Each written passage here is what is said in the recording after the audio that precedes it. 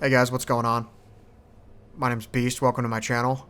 I keep trying to think I want to do a different intro, and I can't do it. I can't remember. I always get started, and then it's just like, whatever. So, today is a race on Spa, Circuit de Spa Francorchamps. I felt like doing this one in like a rival style race because I haven't done it yet. I've raced it on this game a number of times, but with the Lotus, I haven't. Oh man, I'm still calling it the Lotus. With the Renault, I still haven't raced it. So I'm just setting this one up here. I just did 10 laps. Nothing too major. Race is about 20 minutes, I think. And I end up getting a flying lap. So I'm extremely familiar with this track. This is one of my favorite tracks, I would say, other than like Sebring. I'm probably the most familiar with this track over any other track in the game. So I just wanted to race it because I hadn't done it yet, and I'm really feeling this 4-speed tune from, what's this bucket? From F4H Venom. And so I'm really feeling it, really enjoying the car. It's really smooth. I don't like the fact that it's 4 speeds. I wish it was like, even if it was like 5, it would be so much more usable in my opinion. But, so like as you can tell, already right there, I'm already just flying. I'm already doing work. And it's only the first lap. So, and not even a quarter of the way in the first lap. So basically, as I was going, I got more and more of a feel for the car. And that was actually the best of it. I took that turn probably all race, actually.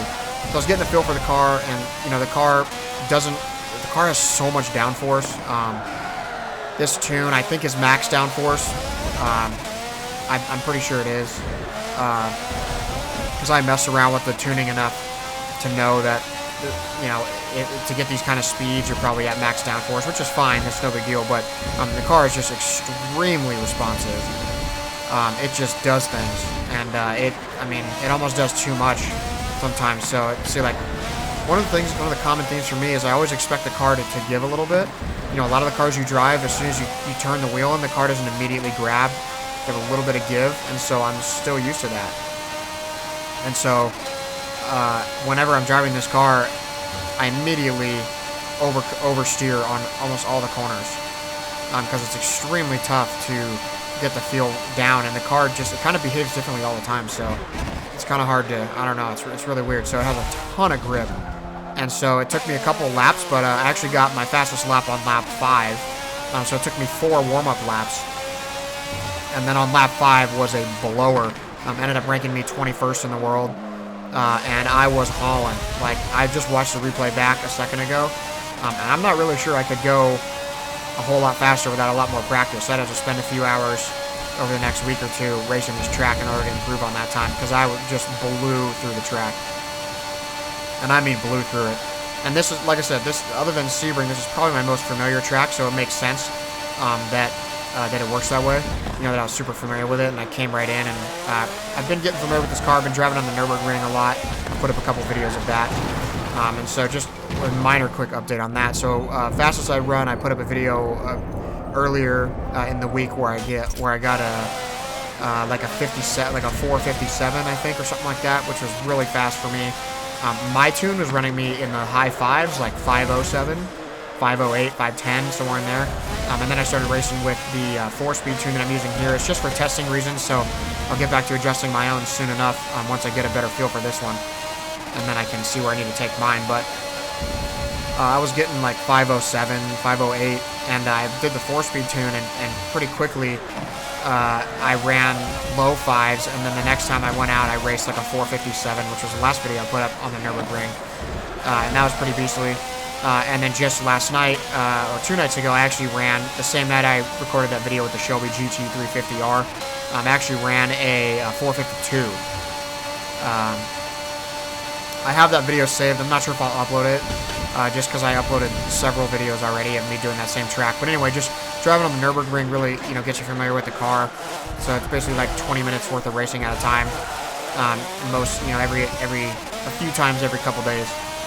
Not every day, but most, a couple days out of a couple days. So, yes, I've just been getting really familiar with it, and I felt like I wanted to come and do it on a different track.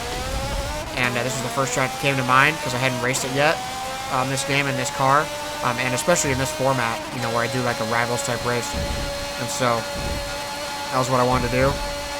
And I mean, my times were really consistent, pretty much. I was pretty much always within the same wheelhouse as far as time and as far as just, you know, getting everything going. But the car, one of the things I struggle with this tune is because it has so much downforce.